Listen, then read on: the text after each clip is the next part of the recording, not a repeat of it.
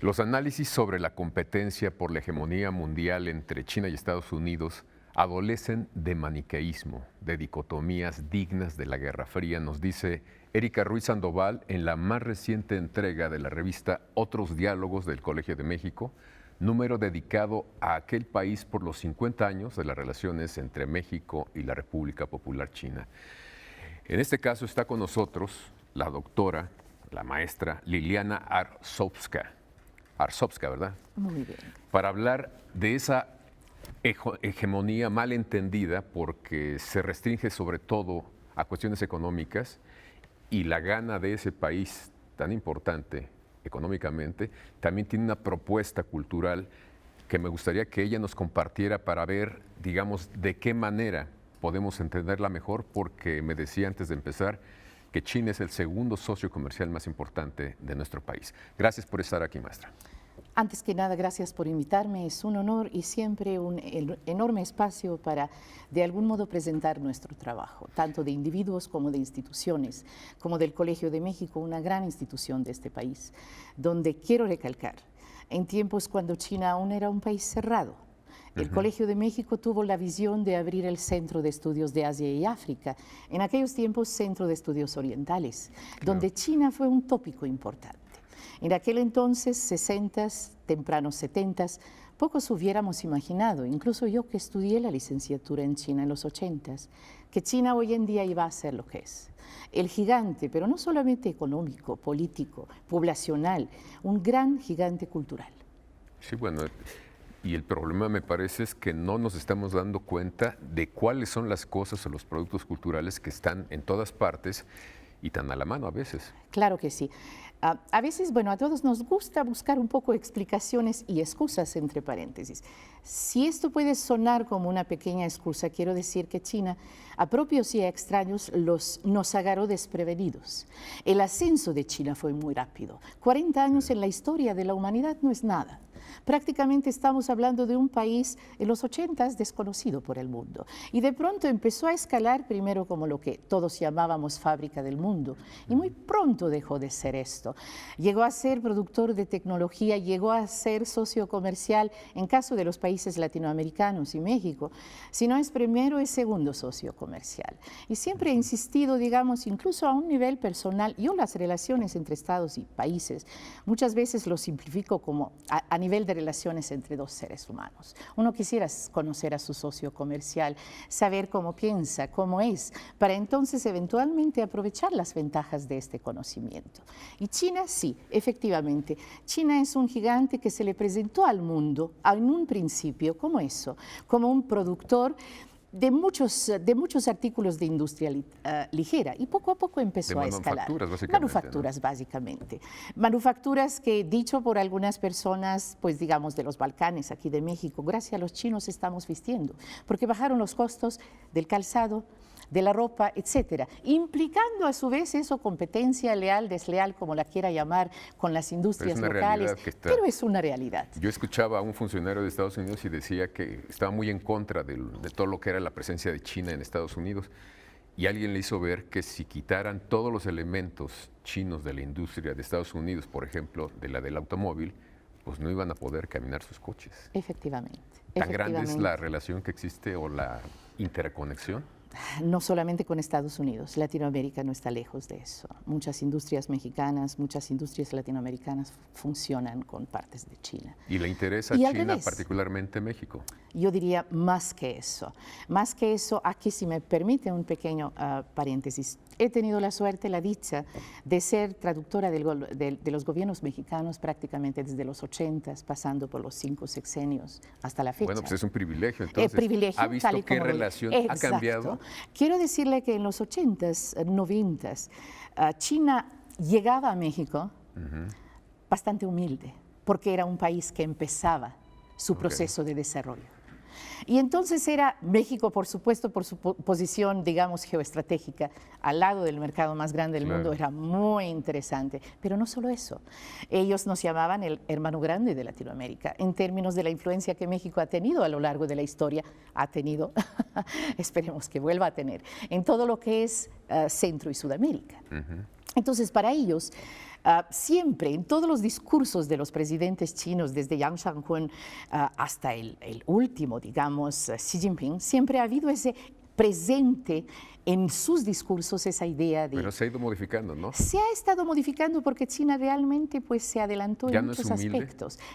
Diría que pues no, finalmente no, porque realmente el puesto que está ocupando en todos los escenarios internacionales, políticos, económicos, sociales, culturales, etcétera, pues ya es un gigante. Y a los gigantes no se le da No mucho pueden la ser humildad. humildes. Exacto. Pero bueno, finalmente tampoco olvidemos que es un país con 3.000 años de historia continua, no interrumpida, los cuales la misma que le da otra perspectiva, muy distinta a, digamos, otras superpotencias. Bueno, compartimos algo de eso nosotros, Definitivamente. ¿no? Miramos mucho al pasado para construir hacia adelante. Definitivamente, de hecho, aún sigue vigente el discurso chino de querer, junto con México particularmente y otras civilizaciones del mundo, hacer un gran foro mundial que se llamaría algo así como Encuentro de Civilizaciones. Yo siempre, bromeaba con mis amigos chinos y mexicanos, diciendo que este gran encuentro de civilizaciones de algún modo excluirá a muchos países actuales, muchas potencias actuales. Por cierto, claro. Digo, pero bueno, déjeme regresar un poco al Colegio de México, déjeme expresar el gran orgullo que siento por trabajar en esta institución, como usted sabe, de muchos centros académicos muy especializados. Sin embargo, la actual administración del Colegio de México ha tenido la visión de abrir espacios más allá de la academia. Los centros académicos tienen sus propias revistas académicas que publican materiales muy especializados. ¿Este es el caso? ¿La revista? Estoy hablando de ¿Los otros diálogos? Los otros diálogos es justo algo distinto. Es un foro para... donde cabe todo aquello que se genera en la institución, que se genera fuera de la institución, pero cuyo propósito fundamental es la difusión de la cultura y del pensamiento. Alejada, ¿Y a qué se refiere entonces? Me refiero, por ejemplo, a la revista Otros Diálogos, donde usted puede, en los 19 números que tenemos hasta la fecha, encontrar una enorme gama de artículos de información sobre todo. Y ahora está dedicado a China, ¿no? Y este último número, muy hermoso, por cierto. ¿Por qué decidieron China hasta ahora? Bueno, creo que la decisión ha sido muy atinada. Sí, estoy de acuerdo. Hace 50 años, justo en el Día del Amor y la Amistad, un 14 de febrero, China y México establecieron relaciones diplomáticas. Y este año se cumplen los 50 años. Y el Colegio de México atinadamente decidió dedicarle este año a China por medio de sus publicaciones, de sus actividades, de sus presentaciones de libros, congresos, etc. Y este fue el primer paso. Otros Diálogos, una revista dedicada digamos, a China. A China en todos los aspectos, política, economía, pero por supuesto lo que a nosotros nos interesa, a usted y a mí, pues está la cultura.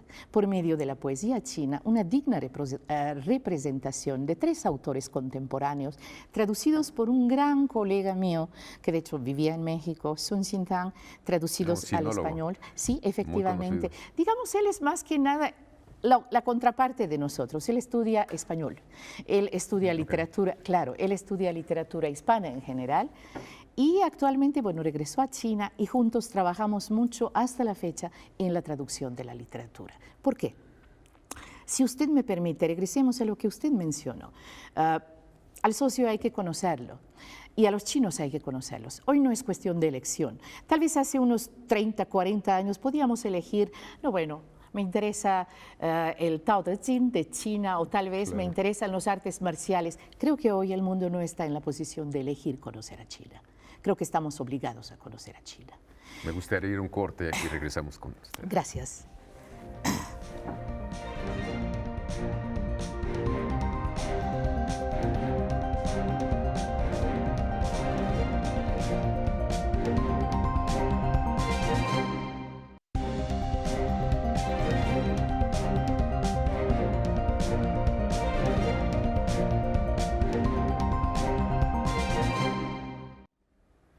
Maestra Arzobska, es una realidad conocer a nuestro socio comercial, China.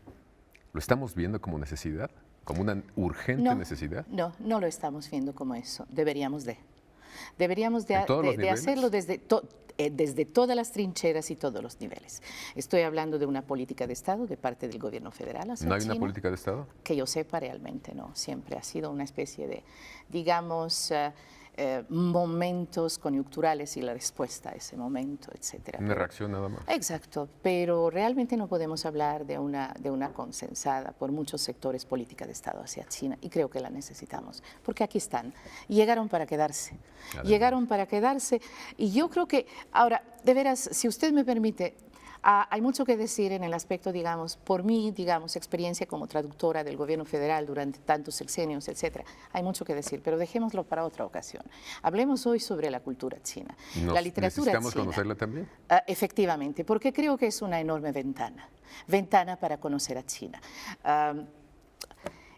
Yo considero que la literatura china, más incluso que la misma academia china, hoy en día, de una manera amable, de una manera muy, digamos, rica, nos puede acercar a este pueblo chino que carga a cuestas los 40 años de los tremendos cambios económicos, políticos y sociales. 40 años. Vuelvo a insistir, en la historia de cualquier estado, país, pueblo, etnia, es poco tiempo. Y los cambios que ellos han conseguido en estos 40 años, miren, tienen sus consecuencias. Consecuencias a un nivel individual, yo diría social incluso, muy amplio.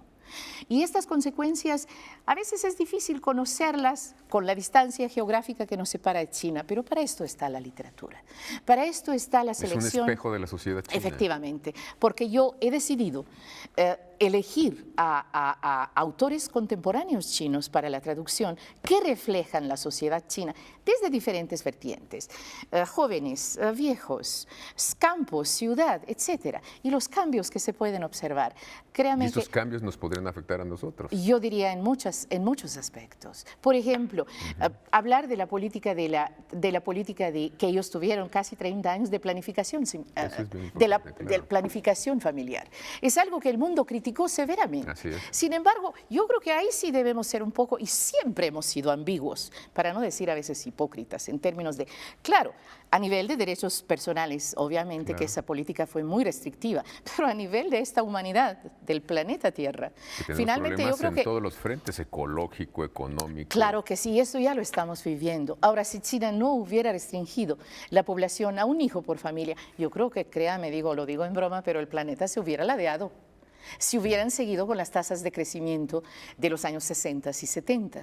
Y sin embargo, bueno, lo hicieron. Claro, el mundo los criticó severamente, pero creo que también hay algunos dejos que debemos reconocer de esta política. ¿Qué otras cosas podríamos aprender de la migración, por ejemplo. Bueno, ellos tienen mucha migración interna. A eso me quiero referir, y esto está en estas obras. La migración interna.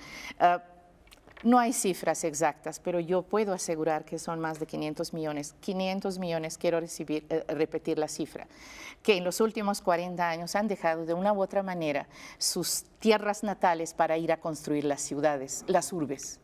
Las urbes que empezaron por el litoral y que poco a poco se están extendiendo hacia el occidente de China. La verdad, en un principio tengo la suerte de ir seguido a China, ahora en la pandemia no, pero quiero decirle que yo misma pensaba que el desarrollo se limitaba a una cierta franja cerca de la costa, digamos, Beijing, Shanghai, Cantón, Hong Kong, etc. Y luego cuando vas hoy en China te das cuenta que realmente el progreso y el crecimiento es bastante parejo. Claro, a costa de muchos otros factores. Y hay obras pues, muy fuertes, por ejemplo, que mueven pueblos enteros, ¿no? Para hacer grandes presas, grandes caminos, para meter bosques, digamos, en medio del desierto. Claro que sí, claro que sí. Entonces, esos procesos de migración interna causan estragos en el ser humano. Y eso está reflejado en la literatura. Y eso está en la literatura. Para los chinos es muy importante regresar y morir en tu tierra natal. Pero ¿qué tal cuando no existe? Porque hay... Cuando es una presa inmensa. Efectivamente, o otra obra magna. Claro. Entonces, ¿qué pasa en estos casos? ¿Cómo se resiente eso? ¿Cómo se resiente, por ejemplo, otro fenómeno? Pueblos enteros de puros machos, es decir, hombres, donde las mujeres se fueron a la ciudad cercana, puesto que abrieron empresas de manufactura que necesitan mayoritariamente mano de obra femenina. Y hay mujeres que ya no quieren vivir con Por hombres. supuesto que no quieren regresar, y entonces usted tiene hombres que se quedan con los padres viejos, cuidando digamos, los cementerios ancestrales y que simplemente no quieren emigrar, son minoría.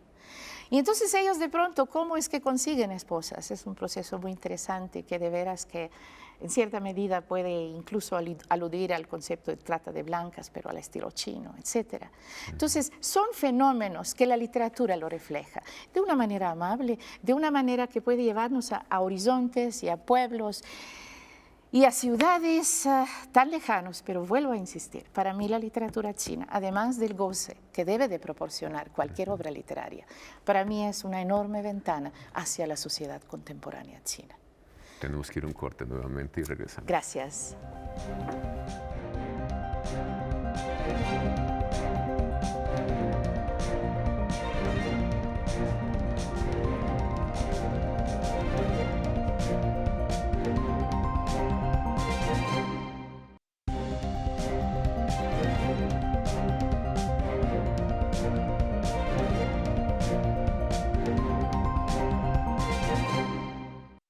Pues conocer la cultura, la literatura de aquel país en el nuestro implica un arduo trabajo de traducción que debe ser nada fácil en un país tan distinto a nosotros, o no sé si sea tan parecido. Definitivamente, comenzando por la lengua que se escribe en caracteres chinos, algo que para nosotros, hispanoparlantes u occidentales, si queremos usar esa generalización, no es nada fácil. Es un alfabeto, entre comillas, que ni siquiera los chinos conocen a cabalidad. Por supuesto, digo, yo no podría responder cuántos caracteres tiene la lengua china ahorita. Sí. Sin embargo, es algo que sí, otra vez regresando al Colegio de México.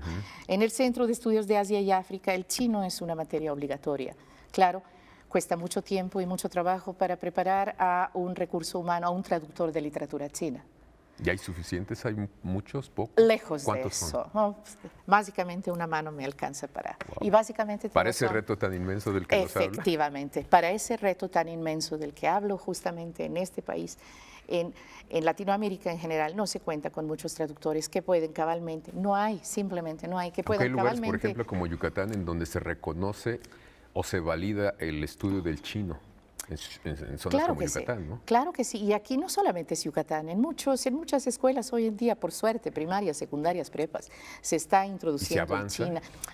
Es lento el proceso, es lento, pero mire, aunque sea la entrada despierta curiosidad. Y eso va a formar las futuras generaciones que desde muy jóvenes van a tener una predilección por China, ya sea por esto o para aquello, y finalmente pueden crecer y ciertamente nutrir esta predilección. Yo tengo mucha esperanza al respecto. Pero quiero insistir en el Colegio de México, que también, como le digo, aparte de la academia, estrictamente hablando, hace trabajo de difusión. La institución ha publicado 2 antologías, Vidas 1 y Vidas 2, selección de más de 30 cada una, más de 20 escritores contemporáneos chinos. Y las antologías ayudan porque es cuento corto y es de una manera, digamos, muy ilustrativa, presentar cosas de toda China. Los cuentos no son temáticas, lo que venga. ¿Esto se encuentra en cualquier librería? Efectivamente. Libro. Efectivamente, este es Vidas 1 y Vidas 2. Publicados y editados por el Colegio de México y traducidos por profesores y alumnos de la institución. Por otro lado, también hemos hecho esfuerzos con la editorial mexicana Grande Editorial Siglo XXI, la cual tuvo a bien abrir sus puertas para una colección llamada El País del Centro. Y hemos trabajado en la traducción de... El País del Centro por el símbolo efectivamente, de China, que se dice el centro del mundo, ¿no? Efectivamente, es el País del Centro, ahí está la colección, ahí está el logo, el cual creo que tiene mucho toque chino. Y la idea es esta, pero falta muchísima promoción en términos de que es la literatura china en el mercado hispano, es un producto nuevo al cual hay que hacerle mucha difusión, tanto por los temas, por los tópicos tratados, por la manera de tratarlos, por la manera literaria de tratarlos, que finalmente es una perspectiva china. Y ahí quiero mencionar las grandes diferencias culturales que obviamente nos separan de China y que a la hora de traducir tenemos que resolverlos. Resolverlos. Por eso es que yo insisto que el traductor, usted sabe, se ha dicho el traductore traidore, pues en cierta medida ni siquiera, digamos, me molesta esa forma, porque creo que la traducción del chino finalmente. Y la traducción del chino es una reescritura. Claro. Es una reescritura, tanto desde, desde la parte, digamos, de la sintaxis, de la característica de las dos lenguas, pero sí es una reescritura. Y ahí quiero mencionar también fenómenos históricos, hechos históricos, que de pronto no se paran de ahí. Si usted lee alguna novela francesa, usted nunca va a encontrar una nota del pie a Napoleón. ¿Por qué? Porque finalmente forma parte de nuestro hemisferio occidental, si usted quiere, llamémosle, aunque no con tanta precisión. Justamente batallé mucho con una traducción, con el título de una novela china llamado en chino, Yo no soy Liliana Arsovska, por ejemplo. Entonces, la editorial decía, yo también, bueno, qué bueno que no eres. ¿Y? Ok. Entonces la traduje, Yo no soy una mujerzuela. Porque este personaje histórico mencionado en el título de la novela tiene muchos antecedentes en la historia china. La conoce todo el mundo. Y sin embargo, traducida al español y traída a esta parte del hemisferio, no significa nada. No dijo nada, claro. Entonces el traductor tiene que maniobrar, manipular la obra de tal manera que jale al lector. Claro. Y las diferencias culturales son, quiero insistir, inmensas. Sistemas políticos, sistemas económicos a lo largo de la historia, vestimenta, comida, ni se diga. Platillos que nunca podemos traducir y que de pronto dices, bueno, tortillas tatemadas, Claro. lo que esto signifique. Cierto. Sí.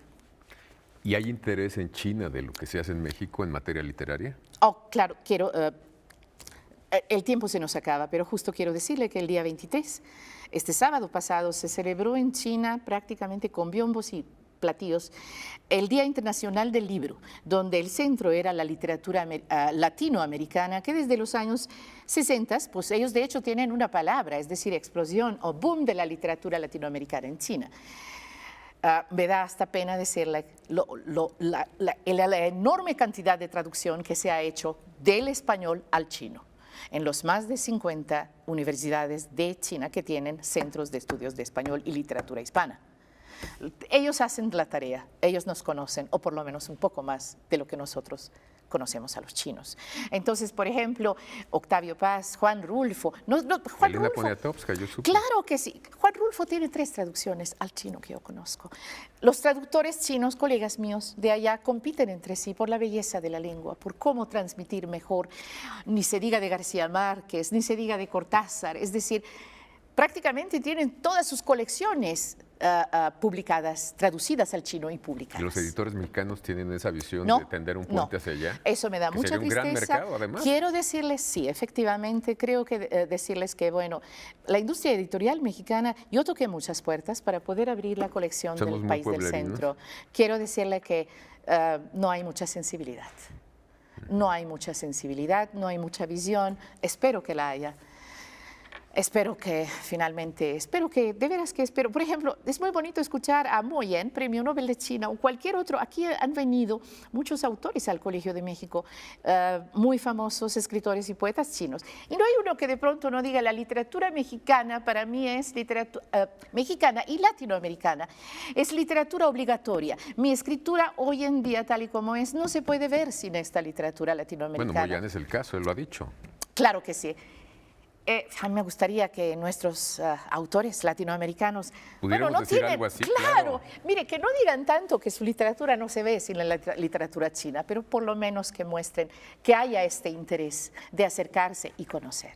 Eso sería espectacular. Yo espero que, pero se va a lograr. Como le digo, 40 años es un proceso muy rápido y nos agarraron desprevenidos. No sabes qué conocer primero, no sabes a qué acercarte Bueno, no importa, primero. entonces podemos empezar leyendo cuentos o poemas. Exacto, O exacto. reportes económicos también para ver la tierra También, de qué según tamaño es. nuestros intereses. Yo creo que los reportes económicos muy importantes son mucho más insípidos que esto. Sin duda alguna. Muchísimas gracias, maestra. Un por placer, estar aquí. gracias por la invitación. Y gracias a ustedes por habernos acompañado y los esperamos la próxima semana.